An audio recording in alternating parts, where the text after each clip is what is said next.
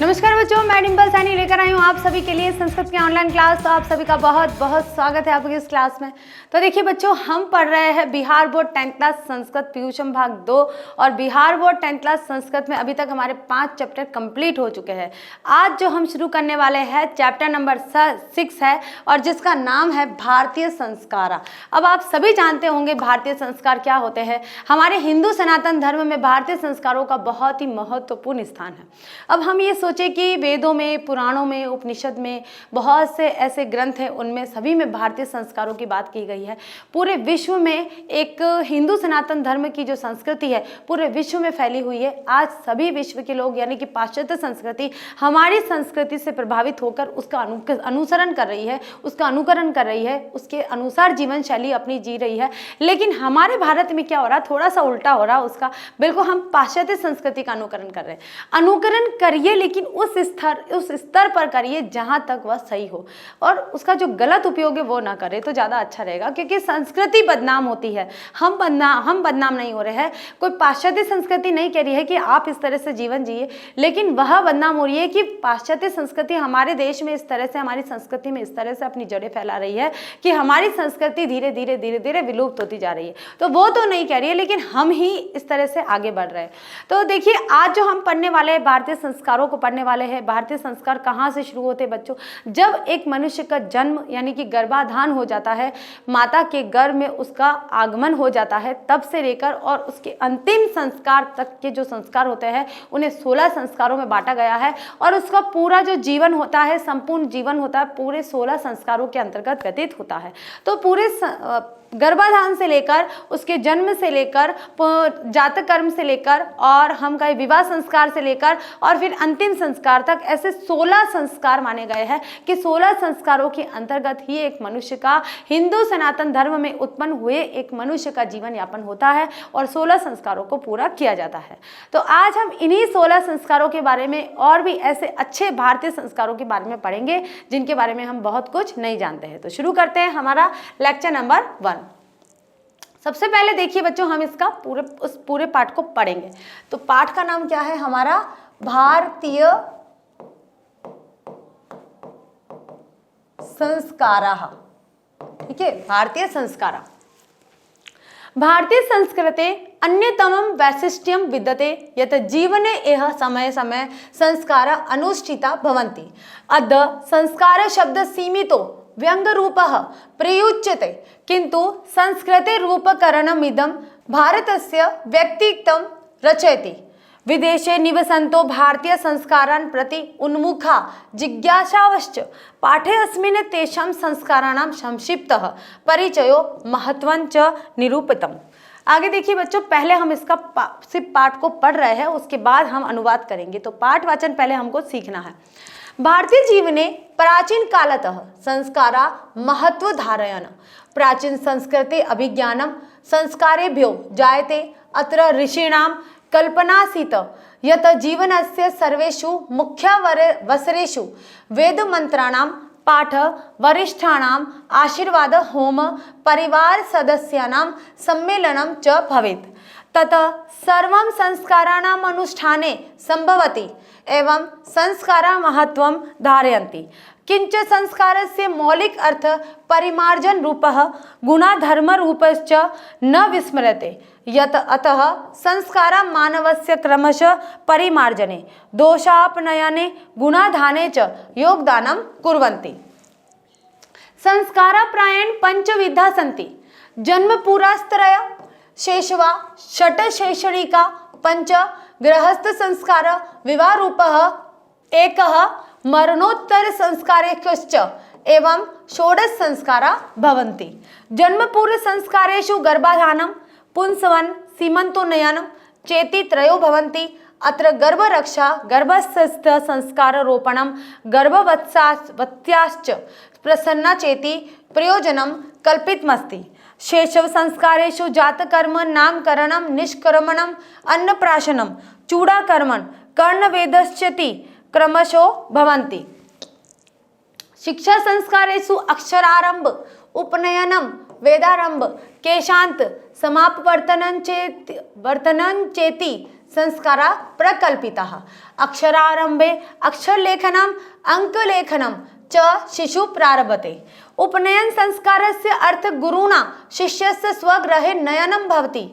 अत्र शिष्य शिक्षा नियमान् पालयन् अध्ययनं करोति। ते नियमा ब्रह्मचर्य व्रते समाविष्टा। प्राचीन काले शिष्य ब्रह्मचारी इति कथ्यते स्म।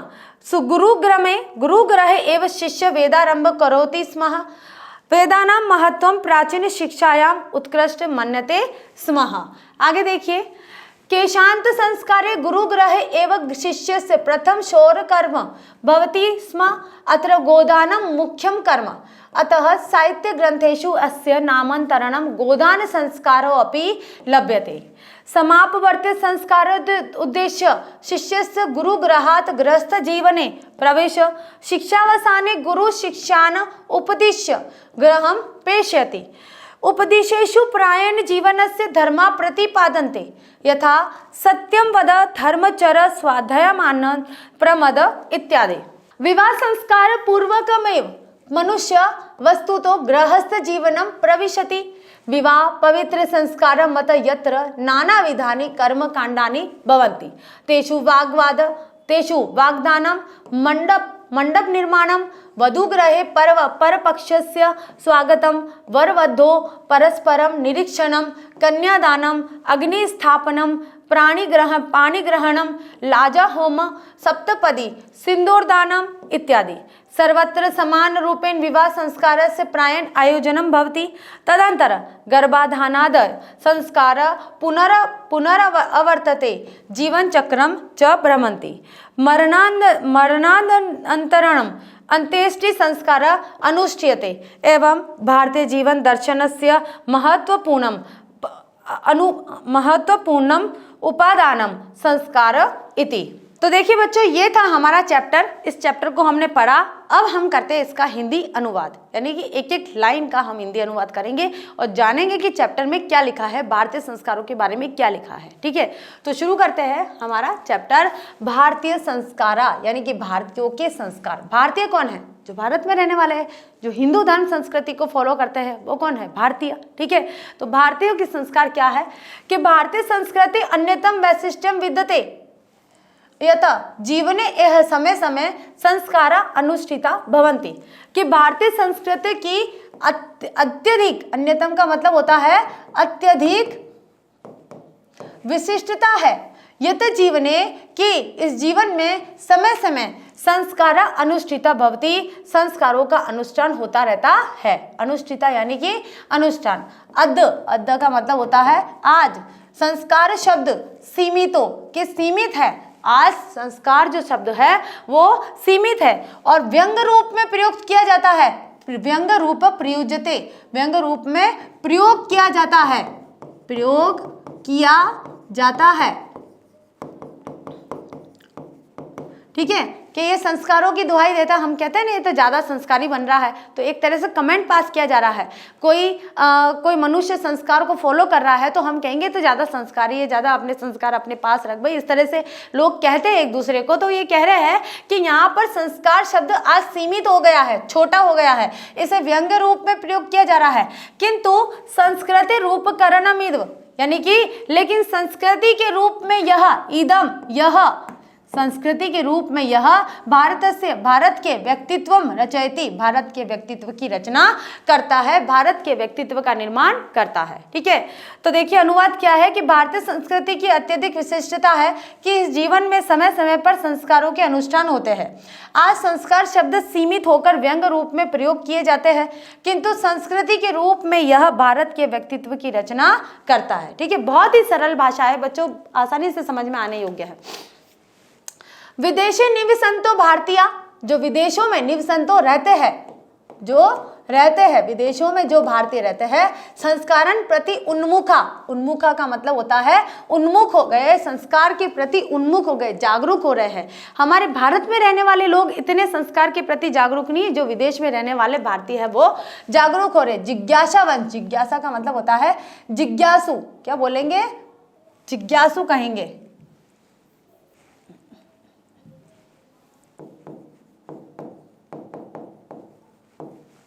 पाठे अस्मिन् तेषां संस्काराणां संक्षिप्त परिचयो महत्वञ्च निरूपित। इस पाठ में पाठे अस्मिन् का मतलब क्या हो गया, इस पाठ में तेषाम उनके संस्काराणाम संस्कारों को संक्षिप्त में परिचय और उनका महत्व निरूपित किया जा रहा है, परिचय और महत्व बताया जा रहा है। क्या है अनुवाद देखिए कि विदेश में बसे भारतीय लोग संस्कारों के प्रति उन्मुख जिज्ञासु है। इस पाठ में संस्कारों का संक्षिप्त परिचय और महत्व निरूपित किए गए हैं। ठीक है, अब देखिए क्या है कि भारतीय जीवने प्राचीन कालत संस्कारा महत्व धार्यत, कि भारत जीवन में प्राचीन काल से ही संस्कारों का महत्व धारण किया हुआ है। प्राचीन संस्कृति अभिज्ञानम संस्कारोभ्य जायते, प्राचीन संस्कृति में जो भी ज्ञान प्राप्त किया गया है, जो भी निरूपित किया गया है, उसमें संस्कारों को बताया गया है, संस्कारों को दिखाया गया है। ठीक है, आगे देखिए अनुवाद है इसका कि भारतीय जीवन में प्राचीन काल से संस्कारों के महत्व को धारण किया हुआ है और प्राचीन संस्कृति का ज्ञान संस्कार से ही होता है। क्या कहा गया है कि प्राचीन संस्कृति अभिज्ञान का मतलब क्या होता है, ज्ञान। किससे होता है, प्राचीन संस्कृति का ज्ञान संस्कारों से ही होता है, जायते यानी होता है। ठीक है, आगे देखिए, अब करते हैं हम यहाँ पर हमारा अगला गद्यांश। अत्र ऋषिणाम, अत्र यानी यहाँ, अब ये शब्द है अत्र ऋषिणाम कल्पनासीत, यहाँ ऋषियों की कल्पना, आसीत यानी थी, क्या थी, कल्पना थी, यत कि जीवन के सर्वेषु सभी मुख्य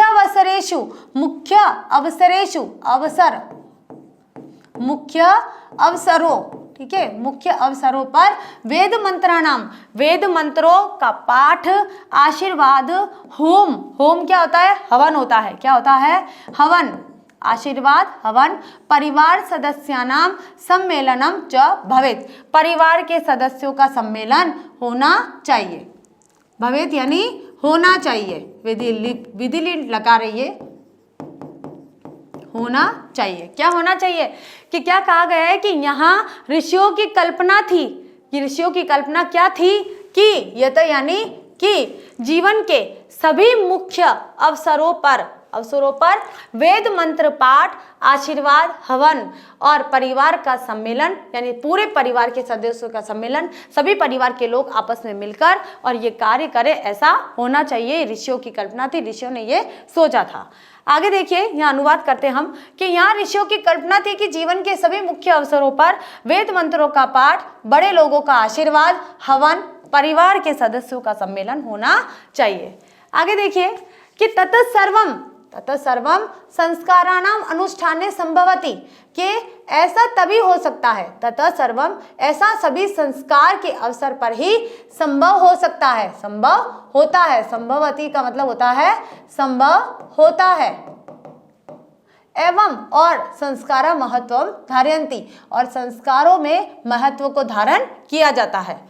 किंच संस्कारस्य मौलिक, कुछ, किंच का मतलब क्या होता है, कुछ, संस्कारस्य संस्कार के मौलिक अर्थ परिमार्जन स्वरूप, क्या कह रहे हैं कि कुछ संस्कार के मौलिक अर्थ परिमार्जन स्वरूप, परिमार्जन का मतलब क्या होता है, शुद्ध रूप, गुणाधान, गुण आधान, गुण धान रूप के रूप में, और विस्मृत कुछ जो मौलिक अर्थ है वो शुद्ध और गुणों को ग्रहण करने वाले, गुणाधान का मतलब होता है गुणों को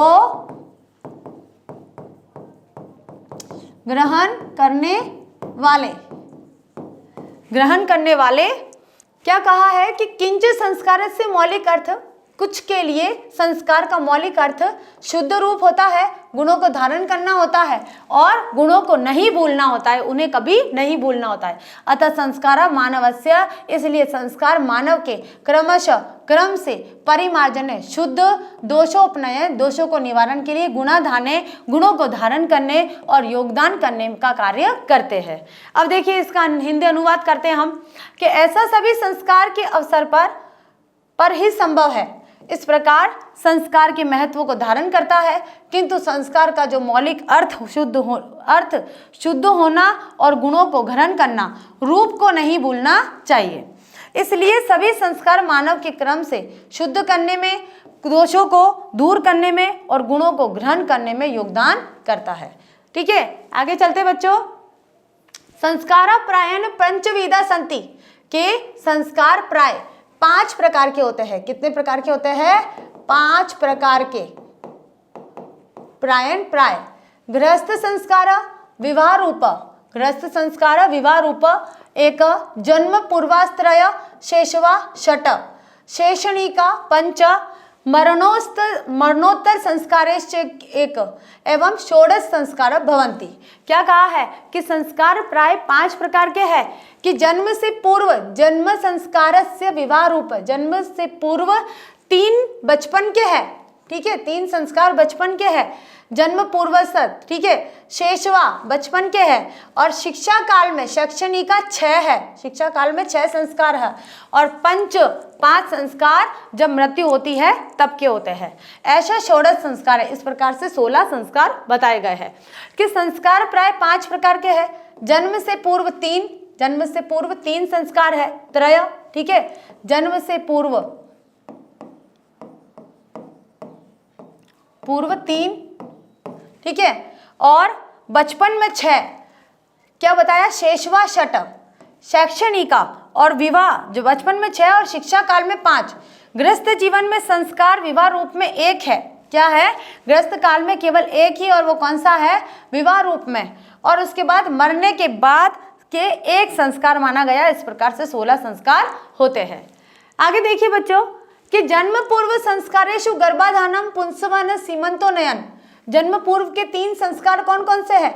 गर्भाधान करना 1, पुंसवन 2 और सीमंतोनयन 3। त्रय चेति त्रयो भवन्ति, इस प्रकार से 3 संस्कार होते हैं। अत्र यहाँ गर्भरक्षा गर्भस्थस्य संस्कारोपर्ण, क्या कहा गया है कि जन्म से पूर्व के संस्कारों में गर्भाधान, पुंसवन और सीमांत, ये 3 संस्कार माने गए हैं। यहाँ गर्भ की रक्षा और गर्भस्थ शिशु का संस्कार विधान गर्भत्वश्चांत प्रसन्ना चेति प्रयोजनम कल्पित मस्ति, के गर्भस्थ शिशु का संस्कार विधान और गर्भवती स्त्री को क्या बोलते हैं? गर्भवत्याश्च, गर्भवत्या कौन होती है? गर्भवती स्त्री को प्रसन्न रखने का प्रयोजन होता है कि उसको किसी भी प्रकार से प्रसन्न रखा जाए। आगे देखिए, यहाँ हम अनुवाद करते हैं कि जन्म से पूर्व के संस्कारों में गर्भाधान, पुंसवन और सीमांत, ये 3 होते हैं। यहाँ गर्भ रक्षा, गर्भस्थ शिशु का संस्कार विधान और गर्भवती स्त्री की प्रसन्नता के लिए ये सब आयोजन किए जाते हैं। ठीक है, आगे देखिए बच्चों, शैशव संस्कारेषु जात कर्म, शैशव यानी कि बचपन, शैशव का मतलब क्या होता है? बचपन। बचपन के संस्कारों में जात कर्म, नामकरण और निष्क्रमण, अन्नप्राशन, चूड़ा कर्म और कर्णवेधश्च, 6 प्रकार के हैं बचपन में। पहला जात कर्म, दूसरा नामकरण, तीसरा निष्क्रमण, चौथा अन्नप्राशन, 5वां चूड़ा कर्म और 6ठा कर्णवेद। कर्णवेद का मतलब होता है कानों को छिदवाना। ठीक है, कि बचपन के संस्कारों में जात कर्म, नामकरण, निष्क्रमण का मतलब होता है घर से बाहर निकालना। ठीक है, अन्नप्राशन यानी कि पहली बार अन्न खिलाना। ठीक है, चूड़ा कर्म और कर्णवेद, कान को वेदना, ये सब होते हैं। ठीक है, आगे देखिए, शिक्षा संस्कारेषु, और शिक्षा संस्कार के अंतर्गत अक्षर आरंभ पहला, उपनयन दूसरा, वेदारंभ तीसरा और केशांत समापत्तिर्च चेति। ठीक है, इस प्रकार से कौन कौन से बताए हैं? ये केशांत 4, और आ गया यहाँ पर समापवर्त्य, कौन सा आ गया यहाँ पर? 5वां संस्कार आ गया है, संस्कारा प्रकल्पिता। क्या कहा है कि शिक्षा संस्कारों में अक्षर आरंभ, उपनयन, वेदों का आरंभ, केशांत और समापवर्तन संस्कार होते हैं, कल्पित किए गए हैं। अक्षर आरंभ में अक्षर लेखनम, अंक लेखनम, अक्षर लेखन और अंक लेखन च शिशु प्रारभते, शिशु यानी बच्चा प्रारंभ करता है, शिशु यानी बालक है वो प्रारंभ करता है। क्या प्रारंभ करता है? अक्षर लिखना और अंक लिखना। ठीक है, अनुवाद देखिए यहाँ पर कि शिक्षा संस्कारों में अक्षर आरंभ, उपनयन, वेदारंभ, केशांत और समापवर्तन संस्कार होते हैं अक्षरारंभ में अक्षर लेखन और अंक लेखन बच्चा आरंभ करता है। आगे देखिए बच्चों कि उपनयन संस्कार से, अब देखिए जो हम संस्कारों के नाम ले रहे हैं आपने कभी सुना है या नहीं सुना है? अब आपको पता होना चाहिए हमने बचपन में, हमारा जो बचपन गया है उसमें कितने संस्कार होते हैं। अब हमने संस्कार नहीं करे लेकिन हमारे साथ ये सब घटित हुआ या नहीं हुआ, तो एक प्रकार से क्या वो संस्कार ही था। पहले क्या होता था, उनको धर्म के साथ जोड़कर और पूजा पाठ के माध्यम से फिर शुरू किया जाता था, एक समय के अनुसार शुरू किया जाता था। लेकिन अभी क्या होता है कि चल तो वही रहा है सभी का, इस संसार में जो भी मनुष्य है, चाहे वो भारत में रह रहा हो चाहे विदेश में रह रहा हो, सभी के साथ ये संस्कार किए जाते हैं, सभी के साथ ये संस्कार होते हैं। बस उनको ध्यान में नहीं रखा जाता है कि हमारा ये संस्कार शुरू हो गया है या ये होने वाला है या इसका समय है, हमें पता नहीं होता। लेकिन कर्म वही है, जो समय है मनुष्य का वो वही है। ठीक है। उपनयन संस्कार से अर्थ गुरुनाम शिष्य से स्वगृहे नयनम भवति। उपनयन संस्कार का अर्थ गुरु का, गुरु द्वारा, गुरुनाम का मतलब होता है गुरु द्वारा शिष्य को स्वगृहे, अपने घर में, नयनम घर में रहना होता है, अपने घर में लाना। नयनम का मतलब होता है लाना होता है। ठीक है। तत्र वहाँ शिष्य शिक्षा नियमान पालयत, नियमों का, शिक्षा के नियमों का पालन करते हैं। अध्ययनम करोति, पालन करके अध्ययन करता है। ते नियमा ब्रह्मचर्य व्रते समाविष्टा, उन नियमों में ब्रह्मचर्य व्रत भी समाविष्ट होता है। ठीक है। अब इसका अनुवाद देखते हैं कि उपनयन संस्कार का अर्थ गुरु के द्वारा शिष्य को अपने घर में लाना होता है। वहाँ शिष्य शिक्षा नियमों का पालन करते हुए अध्ययन करते हैं तथा ब्रह्मचर्य व्रत का पालन भी करते हैं। ठीक है। तो किसमें होता है ये? उपनयन संस्कार में। उपनयन संस्कार में जब गुरु शिष्य को अपने घर लेकर जाता है, यानी कि आज के समय में हम क्या करते हैं, स्कूल जाते हैं, और स्कूल क्या है, गुरु का घर माना जाता है। यानी कि जो मंदिर है, विद्या का मंदिर है, वो एक तरह से गुरु का घर है जहाँ गुरु निवास करते हैं। और वहाँ पर शिष्य अगर जा रहे हैं तो आपका क्या हो रहा है, जब पहली बार आप स्कूल जाते हो तो वो कौन सा संस्कार होता है? उपनयन संस्कार होता है। और उपनयन संस्कार में जब आप स्कूल में एडमिशन हो जाता है आपका, तब से लेकर और जब तक आपकी शिक्षा चलती है तब तक आप ब्रह्मचर्य व्रत का पालन करते हो। आगे देखिए बच्चों, समापवर्तन संस्कार उद्देश्य, समापवर्तन संस्कार का उद्देश्य शिष्य का गुरु गृहात, गुरु के घर से, गुरु के घर से, पंचमी विभक्ति आ गई है यहाँ पर, गुरु के घर से गृहस्थ जीवन में प्रवेश करता है। गुरु के घर से अलग होकर गृहस्थ जीवन यानी उसका विवाह होने वाला होता है, तो गृहस्थ जीवन में प्रवेश करता है। शिक्षा अवसाने गुरु शिष्यान उपदिश्यम ग्रहम पेशेति, यानी कि शिक्षा अवसाने, शिक्षा के समाप्ति, अवसान का मतलब क्या होता है? समाप्ति।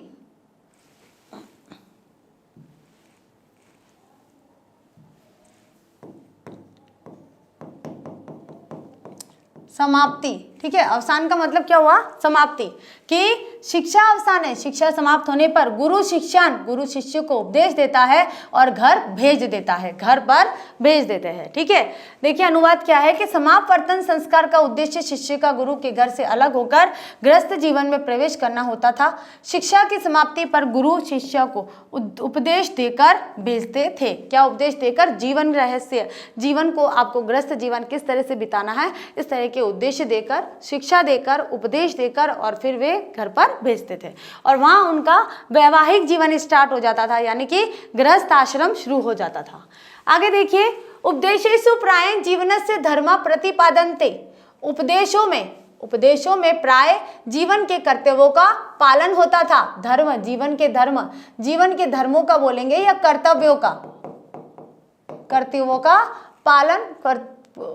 कर्तव्यों को पालन करने का बताया जाता था। यथा, जिस प्रकार सत्यम वदम, जैसे सत्य बोलना, धर्मम चरम, धर्म का आचरण करना, स्वाध्याय करना, ठीक है, यानी कि अपना अध्ययन करना, अपनी विद्वता बताना, प्रमद इत्यादि, यानी कि घमंड न करना। ठीक है, ये सारी चीजें उसमें बताई जाती थी। क्या उपदेश दिया जाता था कि आपको कर्तव्यों का पालन करना है, सत्य बोलना है, धर्म का आचरण करना है, स्वाध्याय करना है और घमंड नहीं करना है। ये सारी चीजें गुरु के द्वारा बताई जाती थी। तो उपदेशों में प्राय जीवन के कर्तव्यों को बताया जाता था, जैसे सत्य बोलो, धर्म का आचरण करो, अपनी विद्वता पर घमंड मत करो। ये सारी चीजें गुरु के द्वारा शिष्य को बताई जाती थी। आगे देखिए बच्चों, विवाह संस्कार पूर्वम एकम, विवाह संस्कार से पूर्व एक मनुष्य वस्तुतो ग्रस्त जीवनम प्रविशति। विवाह संस्कार का मतलब जो होता है, यानी कि विवाह संस्कार पूर्वक में, यानी कि विवाह संस्कार के बाद ही मनुष्य व्यक्ति वस्तुतः ग्रस्त जीवन प्रविशति प्रवेश करता था। विवाह पवित्र संस्कार मत यत्र नाना विधानी कर्म कांडानी भवंती।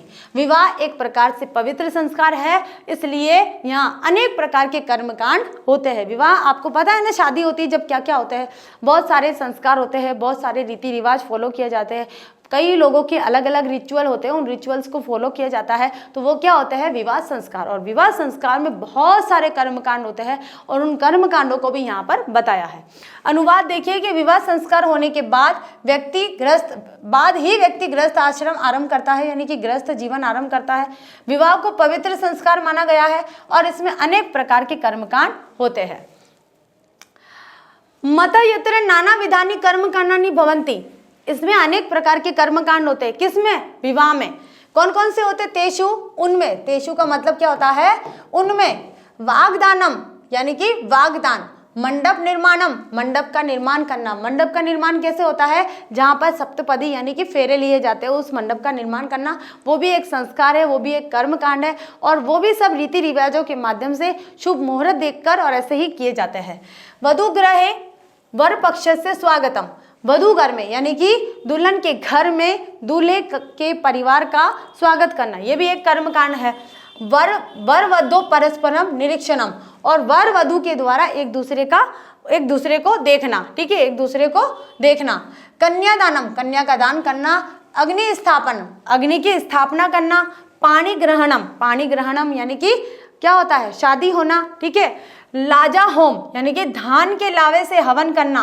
किससे, लाजा का मतलब धान के लावे से हवन करना। सप्तपदी, सप्तपदी किसे बोलते हैं, फेरे, ठीक है। सिंदूर दानम यानी कि जो मांग भरने का कार्य होता है उसे क्या बोलते हैं, सिंदूर दानम इत्यादि। तो ये सारे विवाह के कर्म कांड है। कौन से, वाग्दानम, मंडप निर्माणम, वधु गृहे वर पक्ष से स्वागतम, वर वधु परस्परम निरीक्षणम, कन्यादानम, अग्नि स्थापनम, पाणी ग्रहणम, लाजा होम, सप्तपदी, सिंदूर दानम इत्यादि।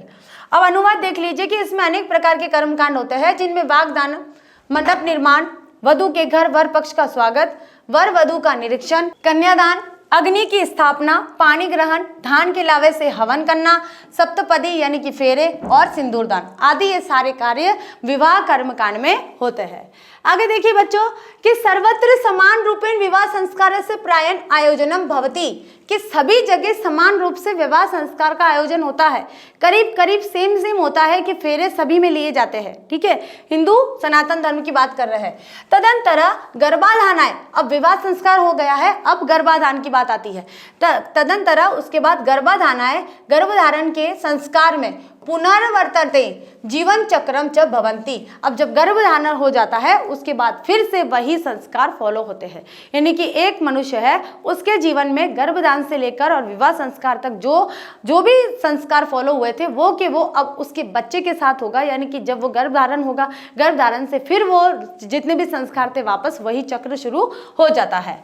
मरणांतरम, मरने के बाद अंत्येष्टि संस्कार अनुष्ठीयते, उसका अनुष्ठान होता है। एवं भारतीय जीवन दर्शन से, भारतीय जीवन दर्शन में महत्वपूर्ण उपादान संस्कार इति, और भारतीय जीवन दर्शन में इस संस्कार का, कौन से, अंत्येष्टि संस्कार का बहुत ही महत्वपूर्ण योगदान है, बहुत ही महत्वपूर्ण स्रोत है। अनुवाद देख लीजिए कि वैवाहिक परंपरा सभी जगह एक जैसा ही है। इसके बाद गर्भाधान संस्कार तथा अन्य संस्कार होते हैं और मृत्यु के बाद दाह संस्कार किया जाता है। इस प्रकार भारतीय जीवन दर्शन का महत्वपूर्ण स्रोत ये संस्कार ही है।